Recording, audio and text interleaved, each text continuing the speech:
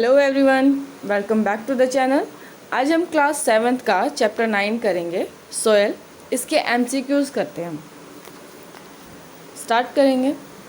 Soil क्या होता है? सबसे पहले क्वेश्चन नंबर 1 है हमारा, the mixture of rock particles and humus.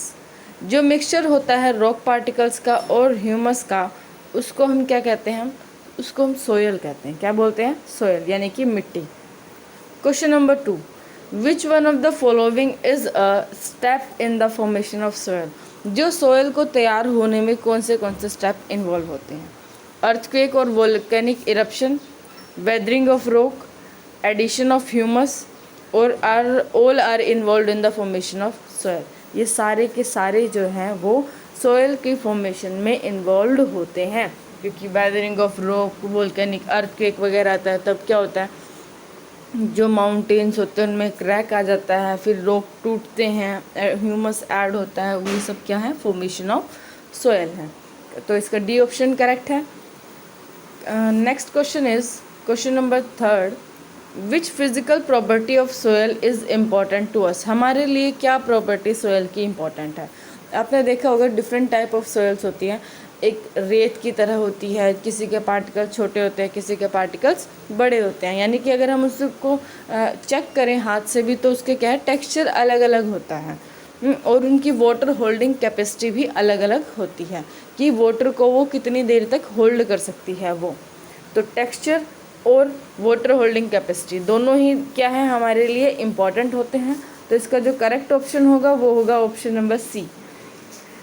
Next is question number 4, which of the following type of soil will form a colloidal solution. Colloidal solution यानी कि जब हम उसको पानी में डालेंगे तो वो इस तरीके का, जैसे ऐसे बड़े बड़े से ना गांठ की फॉर्म में बना देगा, बड़े बड़े से जैसे पत्थर होता है, ठीक है, वैसे उस तरीके से बना लेगा जब हम उसको वाटर में डाल के रखेंगे तो वो होता है क्ले।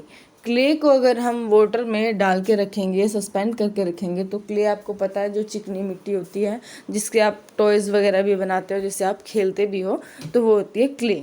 तो वो क्या बना देती है? Colloidal solution. यानी कि इसका ए ऑप्शन जो है वो करेक्ट है। Question number 5, which factor influence soil formation. Soil formation को कौन सा फैक्टर इन्फ्लुएंस करता है, यानी कि अफेक्ट करता है? देखो, सोयल के बनने के लिए उसका क्लाइमेट, वेजिटेशन, पेरेंट रॉक और ऑल ऑफ दिस, तो ये सारे के सारे क्या हैं, उसको अफेक्ट करते हैं सोयल की फॉर्मेशन को। यानी कि ऑल ऑफ दिस जो है इसका करेक्ट ऑप्शन है। Question number 6, the proportion of sand, slit and clay in a soil sample determine. अगर कोई प्रोपोर्शन है, एक मतलब बर्तन में हमने सैंड ले ली, सिल्ट ले ली और क्ले ले ली, तो ये सारे जो सोयल सैंपल ले लिए हैं वो इनको क्या दिखाएंगे? टेक्सचर दिखाएंगे, क्योंकि इन सभी का टेक्सचर जो है वो अलग अलग होता है। जैसे कि क्ले के छोटे छोटे पार्टिकल्स होते हैं और वो टाइटली पैक्ड होते हैं, स्लेट के थोड़े बड़े होते हैं, सैंड के थोड़े और बड़े होते हैं। इस तरीके से डिफरेंस है। Question number 7, soil conservation measure are mainly aimed at protecting which of the following. जो सोयल कंजर्वेशन करते हैं, यानी कि कंजर्व करके रखते हैं, मिट्टी को बचाते हैं, वो मेनली क्या प्रोटेक्ट करते हैं? वो क्या प्रोटेक्ट करते हैं? Top soil. क्या प्रोटेक्ट करते हैं? टॉप सोयल को प्रोटेक्ट करते हैं, क्योंकि टॉप सोयल के अंदर जो होता है वो ह्यूमस के, न्यूट्रिएंट्स के ज़्यादा पार्टिकल्स होते हैं। और हमेशा जब भी हवा चलेगी या फिर कुछ भी होगा तो टॉप सोयल, जो ऊपर वाली सोयल होती है ना, वो ही बह के जाती है। जब बारिश होगी तो वो बह जाएगी, हवा चलेगी तो वो उड़ जाएगी। तो हमेशा टॉप सोयल को प्रोटेक्शन की ज़्यादा ज़रूरत होती है। तो इसका जो बी ऑप्शन है वो इसका करेक्ट होगा। Question number 8, which of the following does not cause soil erosion. Soil erosion क्या होता है? मिट्टी का कटाव, यानी कि जब मिट्टी बह जाती है, मिट्टी बह जाती है तो इस तरीके से दरारें बन जाती हैं, तो वो सोयल इरोजन नहीं हो। Does not cause soil erosion. Deforestation, यानी कि अगर हम जंगलों को काटेंगे तो क्या होगा? हो जाएगा, सोयल इरोजन होगा ही होगा। बाढ़ आएगी तो बह जाएगी मिट्टी। ओवर ग्रेजिंग, यानी कि अगर घास है कहीं पे और घास ज़्यादा चराएंगे हम अपने भेड़ बकरियों को, गायों को, तो क्या होगा? मिट्टी बंजर हो जाएगी। मिट्टी में क्या हो जाएगी? फिर से वो हवा चलेगी और वो बह जाएगी। तो क्या है? टेरेस फार्मिंग एक ऐसा मेथड है कि हम टेरेस पे फार्मिंग कर रहे हैं, अपनी खेती कर रहे हैं अपनी छत पे, जो छोटे लेवल पे करते हैं। ठीक है, तो इसमें क्या है, सॉइल इरोजन नहीं होता है, तो इसका बी ऑप्शन करेक्ट है। Question number 9, the best top soil for growing plant. जो टॉप सॉइल बेस्ट होगी किसके लिए, प्लांट्स को ग्रो करने के लिए, वो कौन सी होगी, वो होती है लोमी सॉइल। कौन सी होती है वो, लोमी सॉइल बेस्ट होती है इसको प्लांट को ग्रो करने के लिए। ठीक है, तो बी ऑप्शन करेक्ट है इसका। 10, question number 10, which of the following has smallest size particle. ये मैंने आपको पहले भी बताया था कि सबसे छोटा पार्टिकल साइज होता है किसका, क्ले सॉइल का। क्ले का क्यों होता है छोटा साइज, क्योंकि अगर हम इसको वाटर में सस्पेंड करके रखते हैं तो इससे क्या करते हैं, हम खिलौने भी बनाते हैं। और कई ऐसी भी तरीके की मिट्टी होती है, अगर हम उससे बनाने की ट्राई करते हैं तो वो टूट जाती है। तो क्ले के जो पार्टिकल्स होते हैं वो कैसे होते हैं, छोटे छोटे होते हैं, तो इसका सी ऑप्शन करेक्ट है।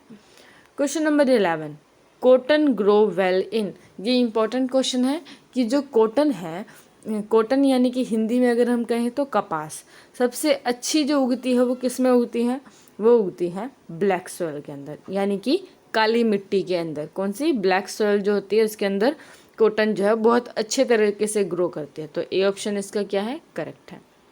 Question number 12, which of the following can not, क्या है इसके अंदर, can not prevent soil erosion, नहीं रोक सकता सॉइल इरोजन को।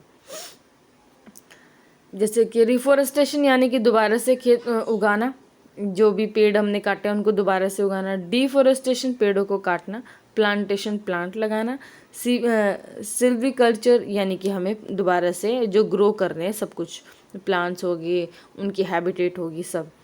तो इसमें कौन सा है जो सॉइल इरोजन को प्रिवेंट नहीं करेगा, कौन सा, डिफॉरेस्टेशन। क्योंकि इसमें तो हम क्या करते हैं, हम पेड़ काटते हैं, और पेड़ काटेंगे तो मिट्टी का कटाव ज़्यादा होता है, यानी कि सॉइल इरोजन जो है वो इंक्रीज हो जाता है, तो इसका बी ऑप्शन जो है वो करेक्ट होगा।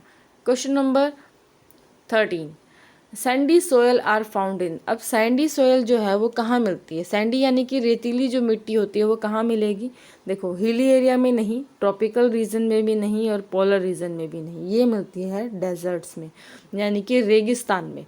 जो राजस्थान साइड का एरिया है ना, उधर जो है वो सैंडी सोयल मिलती है।